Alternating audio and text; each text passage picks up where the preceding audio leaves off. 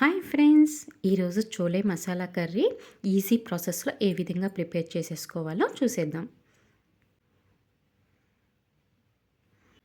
ముందుగా శనగల్ని 2-3 టైమ్స్ అనేది వాష్ చేసేసుకొని ఓవర్ నైట్ అనేది నానబెట్టేసేసుకోవాలి. మళ్ళీ మార్నింగ్ 2-3 టైమ్స్ అనేది వాష్ చేసేసుకొని కుక్కర్లో అయితే ఉడికించుకోవాలి. శనగల్ని కుక్కర్లో వేసుకొని దాంట్లో కొంచెం వాటర్ అనేది యాడ్ చేసుకోవాలి. అలాగే కొంచెం సాల్ట్ కూడా యాడ్ చేసేసుకొని లిడ్ పెట్టేసేసుకోవాలి. 4-5 విజిల్స్ వచ్చేంత వరకు వీటిని ఉడికించుకోవాలి. ఇది ఉడికేలోపు మనం ముందుగా మసాలా అనేది ప్రిపేర్ చేసుకుందాము. జీలకర్ర, ధనియాలు, సోంపు, మిరియాలు, చెక్క, జీలకర్ర, ధనియాలు, సోంపు, మిరియాలు, చెక్క, లవంగం, ఎండుమిర్చి అనేది వేయించుకోవాలి. ఆయిల్ వేయాల్సిన అవసరం లేదండి, మామూలుగా వేయించుకుంటే సరిపోతుంది. ఒక 2-3 మినిట్స్ అనేది వీటిని మాడకుండా వేయించుకుంటే సరిపోతుంది. మనం బయట కొనే పౌడర్స్ కంటే మనం ఇంట్లో ప్రిపేర్ చేసుకుంటే చాలా టేస్ట్గా ఉంటాయండి. చూశారు కదా, ఈ విధంగా వేగితే సరిపోతుంది. వీటిని వేరొక ప్లేట్లోకి తీసుకోవాలి. ఒక ఆనియన్ అయితే నేను కట్ చేసేసి పెట్టేసేసుకున్నాను. మసాలా దినుసులు వేయించుకున్న బాండీలోనే కొంచెం ఆయిల్ అనేది యాడ్ చేసుకొని కొంచెం జీలకర్రని యాడ్ చేసుకొని కొంచెం దాల్చిన చెక్కను కూడా వేసుకొని వేయించుకోవాలి.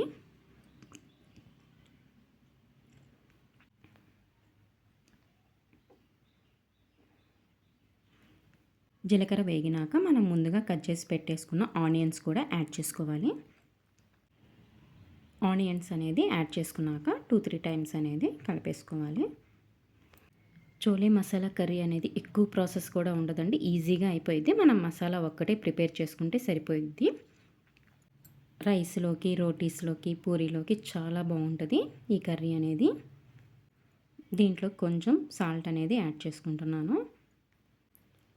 సాల్ట్ యాడ్ చేసుకున్నాక మరొకసారి అయితే కలిపేసేసుకోవాలి. ఈ ఉల్లిపాయలు ఏగేలోపు మనం మసాలా అనేది గ్రైండ్ చేసుకుందాము. వాటర్ ఏమీ యాడ్ చేయకుండా మసాలాని గ్రైండ్ చేసుకుంటే సరిపోతుంది.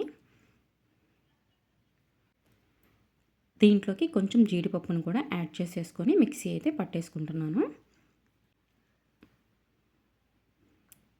చూశారు కదా, ఈ విధంగా మెత్తగా పౌడర్ అయితే పట్టేసేసుకున్నాను.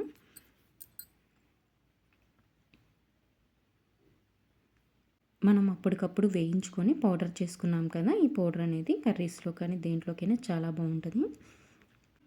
ఈ పౌడర్ని వేరొక ప్లేట్లోకి ట్రాన్స్ఫర్ చేసుకొని దీంట్లోనే కొంచెం టమాటాలు అనేది యాడ్ చేసుకొని మిక్సీ అయితే పట్టేసుకోవాలి.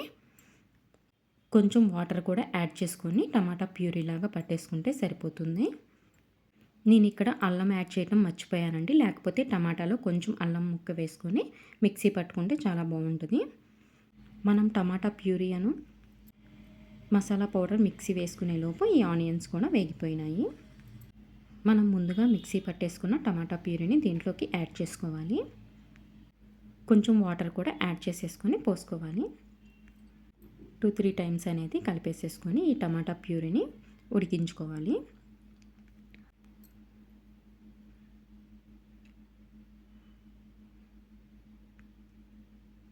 దీంట్లోకి కొంచెం పసుపుని కూడా యాడ్ చేసుకోవాలి.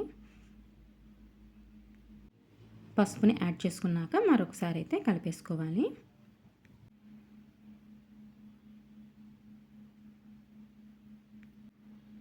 చూశారు కదా, టమాటా ప్యూరీ అనేది దగ్గర పడింది. ఈ విధంగా కలుపుకుంటూ ఉండాలి. టమాటా ప్యూరీ కూడా ఉడికిపోయింది. శనగలను కూడా ఉడికించుకున్నాం కదా, చూశారు కదా, ఈ విధంగా ఉడికితే సరిపోతుంది. ఒకసారి ఇలా ప్రెస్ చేసి చూస్తే మనకి అర్థమైపోతుంది.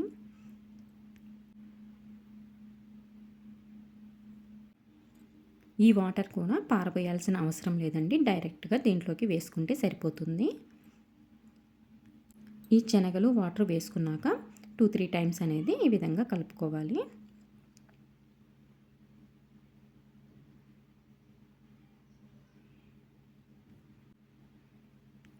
ఈ కర్రీ అనేది అన్నీ రెడీ చేసేసుకొని పెట్టేసుకుంటే మసాలాలు, టమాటా ప్యూరీ అనేది వెంటనే అయిపోయిద్ది 10-15 మినిట్స్‌లో.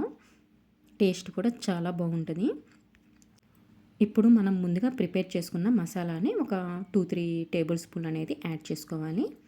ఈ మసాలాల్లో ఎండుమిర్చి కూడా పౌడర్ చేసుకున్నాం కాబట్టి మనం ఇంకా కారం కూడా యాడ్ చేయాల్సిన అవసరం లేదు. పౌడర్‌ని యాడ్ చేసుకున్నాక మనం ఒకసారి అయితే కలుపుకోవాలి. మనకు కొంచెం లిక్విడ్‌గా కావాలంటే ఇప్పుడు కొంచెం వాటర్ అనేది యాడ్ చేసుకుంటే సరిపోతుంది. ఈ మసాలా పౌడర్ యాడ్ చేసుకున్నాక ఒక 5 మినిట్స్ అనేది ఉడికించుకుంటే సరిపోతుంది. చూశారు కదా, ఈ కర్రీ అనేది ఈ విధంగా ఉంటే సరిపోతుంది. ఈ కర్రీ అనేది చాలా తక్కువ టైంలో అయితే ప్రిపేర్ చేసుకోవచ్చు. చాలా టేస్ట్‌గా కూడా ఉంటుంది. నా దగ్గర కొత్తిమీర అనేది లేదండి, అందుకని చివరిలో కొత్తిమీర అనేది యాడ్ చేయలేదు. లేకపోతే కొత్తిమీర యాడ్ చేసుకున్నాక స్టవ్ ఆపేసేసుకుంటే సరిపోతుంది. ఈ కర్రీ అనేది చాలా అంటే చాలా టేస్ట్‌గా ఉందండి. ఈ కర్రీకి కాంబినేషన్‌గా నేనైతే పూరీ కూడా ప్రిపేర్ చేసుకున్నాను.